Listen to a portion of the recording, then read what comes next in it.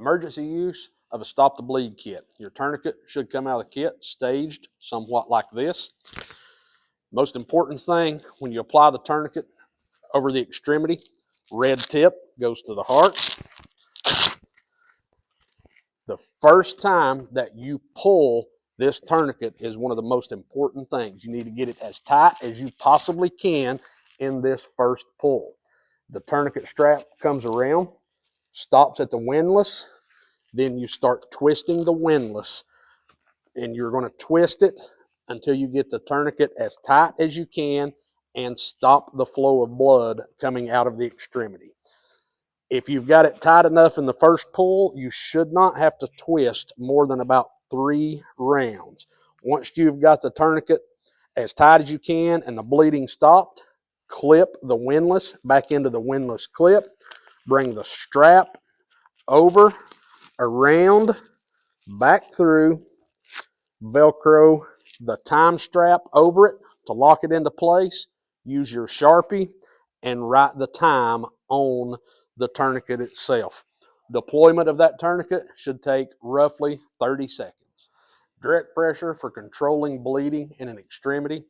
I do not have a tourniquet to use for bleeding control, so I'm going to use direct pressure. I have on my gloves to protect me.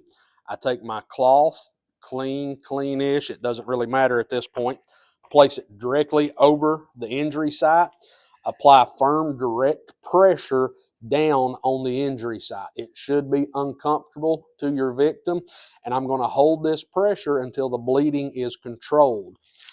If the bleeding isn't controlled and I still have blood that's coming from around this dressing, then I can take another bulky dressing and apply it directly over this one and keep putting that pressure on. I do not remove that first dressing that I put over the wound, and I'm going to hold this pressure until the bleeding is stopped. Once the bleeding is stopped, then I can use an emergency dressing or something to create a pressure dressing on this.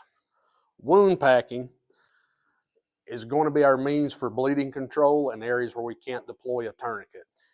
Typically, these are going to be for what we call junctional wounds, and this is going to be anywhere where an extremity joins the body, such as here at the neck and shoulders, the armpits, and the groin. Areas that we don't wound pack are going to be the head and actually in the chest. So to do this, I take my gauze, whether it's compressed rolled gauze, Z-folded gauze, it doesn't really matter. Unroll some or unfold it, wrap around the end of my finger, look at this injury. I find the area of the heaviest bleeding, and I put my finger with those gauze on that spot. Then I start using my other hand to help pack these gauze down into the wound. And I'm going to continue packing this until I have the entire wound channel completely filled up while maintaining pressure on that specific site. Once I have my wound channel completely filled with gauze, it should look something like this. Then I take the rest of my gauze, place it on top of that, and hold firm, direct pressure. Once I have this bleeding controlled, then I can use an emergency bandage and create a pressure dressing to hold this into place.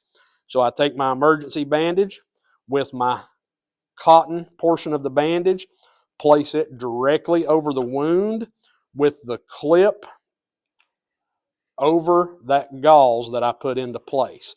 Then I pull the dressing around the extremity.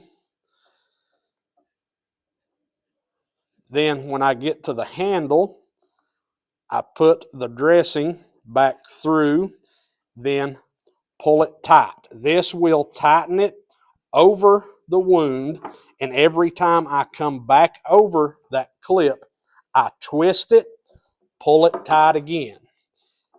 This increases the amount of pressure that I'm putting on that dressing. Every time I come over it, twist it, pull it, increase the pressure.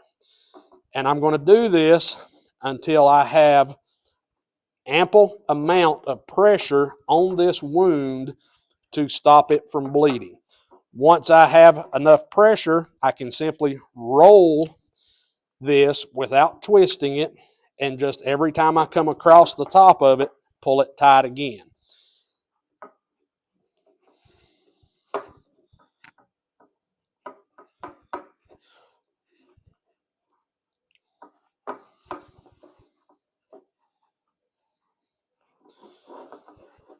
Once I have the entire bandage unrolled, there is a clip on the bandage that will clip it into place. So I pull it good and tight one last time, clip it into the bandage on the top, then I clip it into the bandage on the bottom. And this holds this dressing in place. So all the procedures that we talked about here today, they are extremely safe and they are very effective if performed properly. The key to all of this is keeping tourniquets tight, as tight as you can get them. And when you're applying direct pressure, you have to apply firm pressure. All of these procedures should be very uncomfortable and should be painful for your victims. If you put a tourniquet on and it's not hurting the victim, then you did not get it tight enough. You may actually have them ask you to remove it. Once you place that tourniquet on, you cannot remove it because it will start the wound to bleeding again. Same with your wound packing. It's going to be extremely painful and they may ask you to stop, but you have to control that bleeding at all costs.